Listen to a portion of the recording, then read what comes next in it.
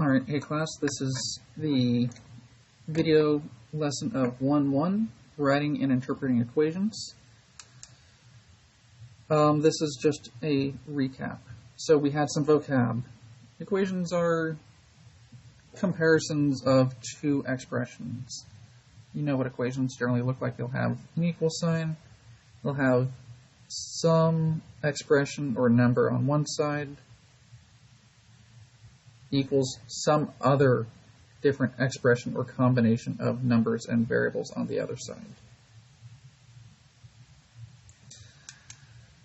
We've got sum, difference, product, and quotient. Those are all just different ways of saying your answer when you add, your answer when you subtract, your answer when you multiply, your answer when you divide. So specifically, these are all answers.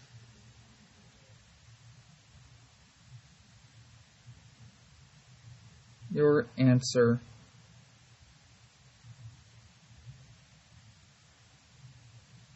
when you add, subtract, multiply, or divide a pair of numbers. Generally, most of the time, the order you see this is going to be important. The order you write is important. But also note that the order you list your subtraction and the order you list your division matters. You know that 3 minus 2 is not the same as 2 minus 3. 6 divided by 2 is not the same as 2 divided by 6. So when we're talking about our quotient, or when we're talking about our difference, it will always be the first number minus the second number. First number divided by the second number in a problem. We'll point out one or two when we see so. We're going to do example 1. Write an answer for the now you try. We'll do example 2 and write out the answer for now you try. And then you had some assignment problems that we'll show you for a second. All right. Number 1, we're being asked to translate a sentence into a formula. The perimeter of a rectangle is twice the sum of the length and the width. Whenever you're given a sentence or a problem, first thing is to identify some unknowns and assign them variables. So things I don't know are perimeter. We're going to let P be our perimeter. It's going to be the variable we're going to use. We're going to use L. I'm going to use a cursive L. Is going to be our length. And we're going to have W equal our width. These are going to be the variables we use for perimeter, length, and width. After that, we want to look for the relationships between those variables. So we see the perimeter of a rectangle is. Is a key word. Is just means equals. We can almost write it up here. The perimeter equals. We see P equals is our perimeter equals. Just putting that quotations. Perimeter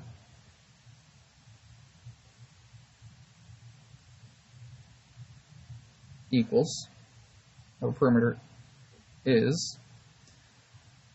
We see the phrase twice the sum of the length and the width.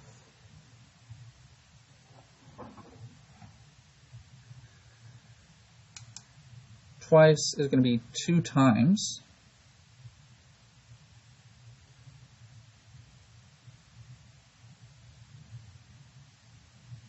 Two times something. 2 times something here. Where do we have twice? We're going to have something is going to be the sum of the length and the width. The sum of the length and width if I was to see that phrase, the sum of the length and width, that's just telling me that I'm going to take L and add W. The sum, our answer when we add, or sum, our answer when you add, is the length plus the width.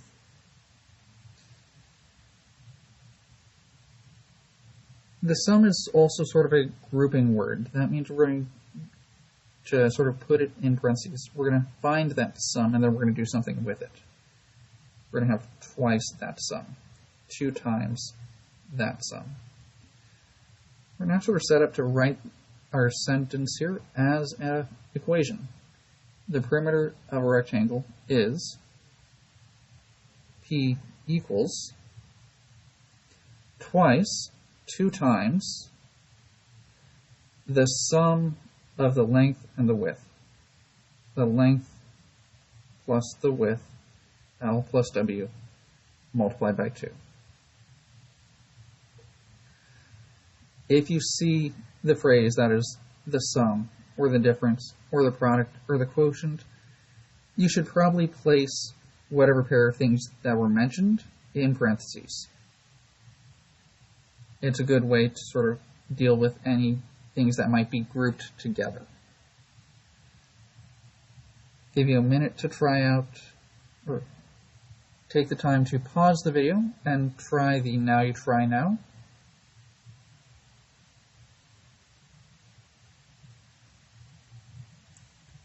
Okay. We're going to translate the following sentence into a formula. The horsepower of a motor is the product of the motor speed and the torque divided by 52, or 5,252. Let's get some variables. We're going to need, let's say, H for horsepower.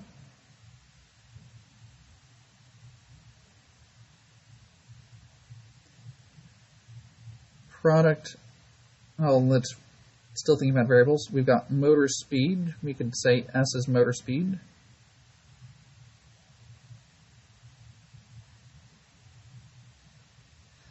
And torque, we're going to just use the letter T.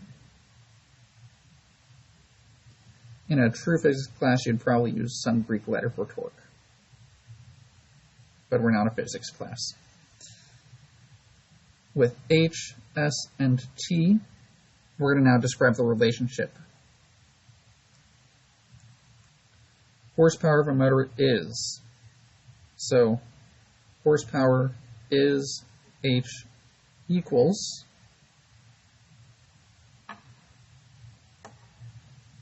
the horsepower of the motor is. We see that phrase, and I'm just going to end up writing H is the product of the motor speed and the torque. The product of the motor speed and the torque. Your product is your answer when you multiply, so we're going to multiply S and T. S times T. Put them in parentheses because it's a good practice. We often do something with that. The product of those two things.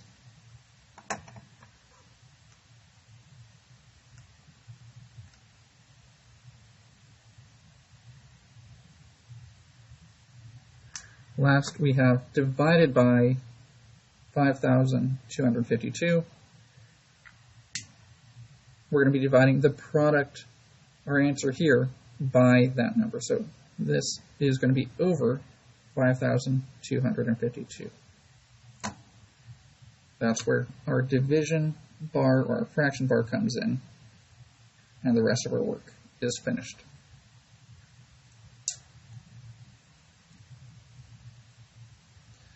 Example 2, we're going to take this equation for the surface area, the formula for the surface area.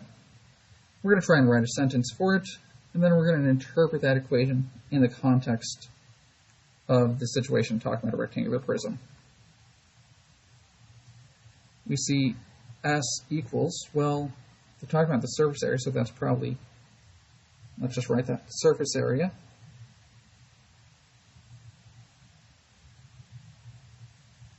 equals,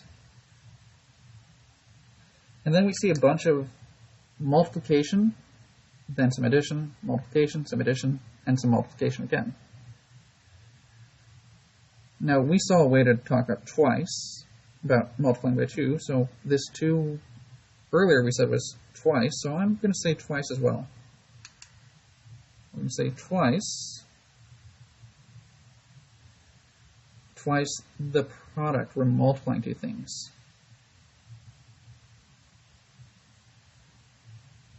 Twice the product of, and then we've got L and W, and L and H, and W and H to deal with.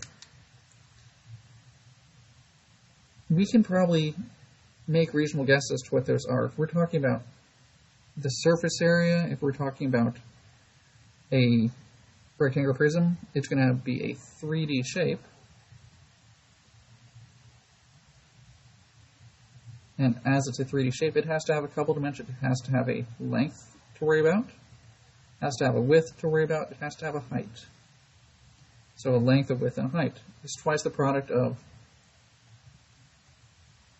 the length and width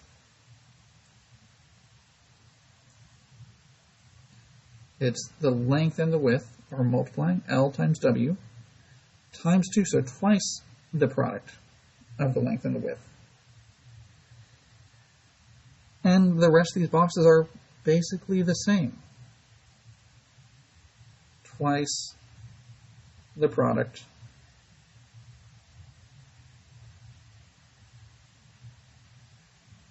of the, now it's the length and height,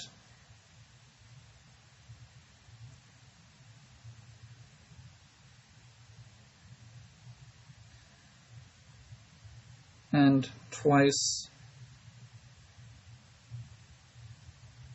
the product of the width and height.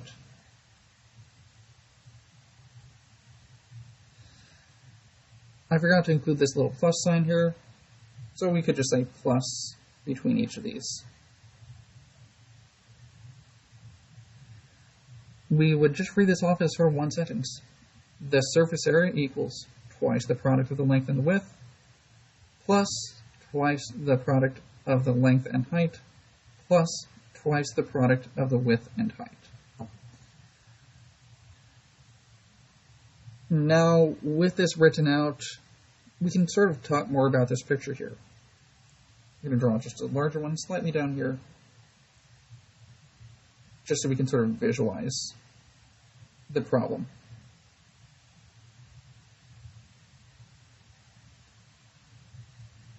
So, it's a box. It's a rectangular prism.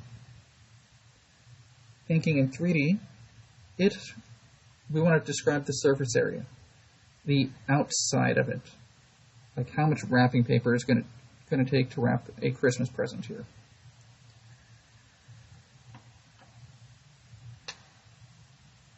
The length and width are multiplying, and well, that's going to be just an area, and we're going to have it twice, because we'd have the top part, and we'd also have the bottom underneath it. Realize we'd have the bottom underneath the shape has the same area. Now we can worry about twice the length and the height.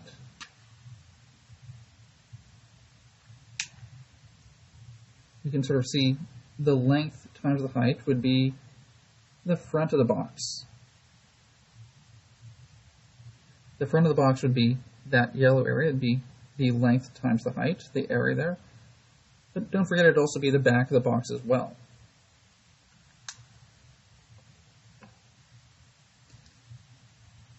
Last thing to worry about is twice the width and the height. Well, that's the right-hand side of the box here, and also the left-hand side of the box. Just helping you visualize that.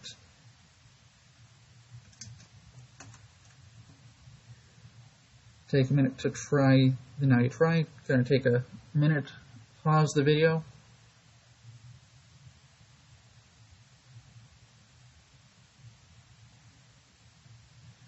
Alright, hopefully you've tried the Now You Try here. We're just going to write a sentence for the formula that converts Fahrenheit into Celsius. Well, I see Celsius is, I'm going to read this off exactly as I say it. Celsius is spelled with an S. Celsius is, C equals, I'm going to say 5/9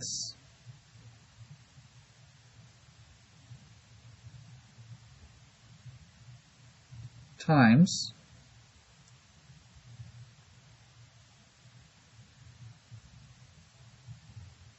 the difference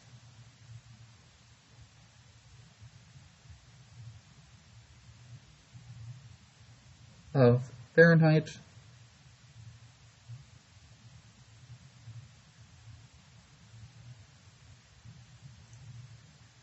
and 32.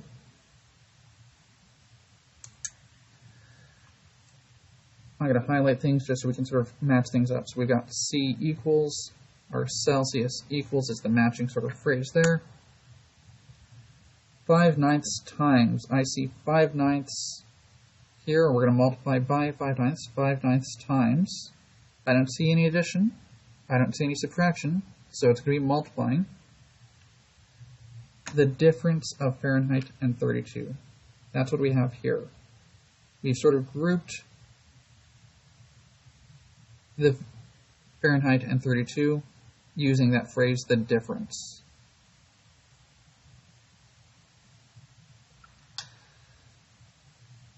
If we knew what the Fahrenheit temperature was, we could plug the formula, the Fahrenheit in, subtract 32 from it, and multiply by 5/9 to get the equivalent temperature in Celsius. You will commonly see this in Miss Pretty's class during chemistry. If you want my quick takes on this, if I'm ever converting Fahrenheit to Celsius, and I don't need to be super accurate, I'm just going to subtract 30 and divide by 2, and I'll be pretty close. So, say it's 80 degrees outside in Fahrenheit, I'd subtract 30 from it, I'd say it's 50. Divide by 2, I'd say it's 25.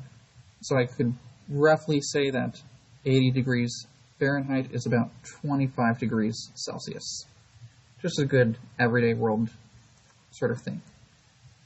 You had 3 problems that I asked you to do from the book and a spiral review on the back. Take a minute to think about what steps you can use to write equations to represent a real-world situation. Reading through your notes that you've just taken here, what steps can you take to write an equation to represent a real-world situation?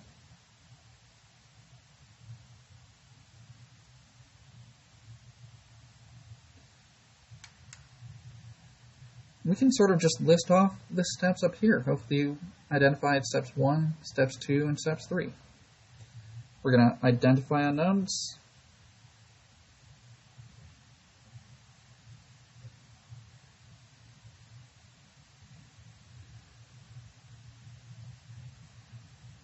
And assign variables.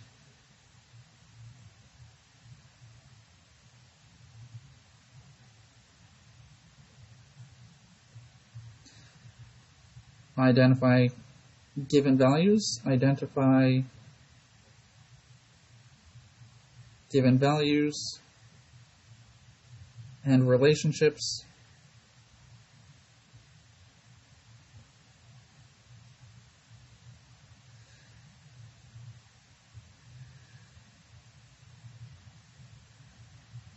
Use the relationships.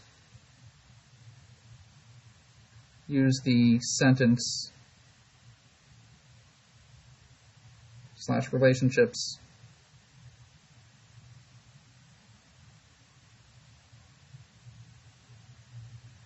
to write the equation.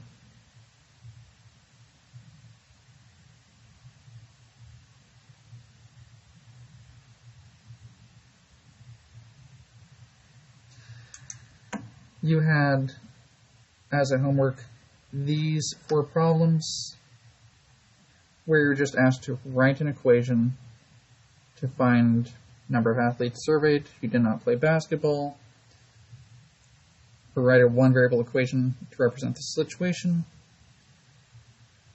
determine whether these sentences matched the equations that were given. They also had a little bunch of small, just practice problems on the back. That is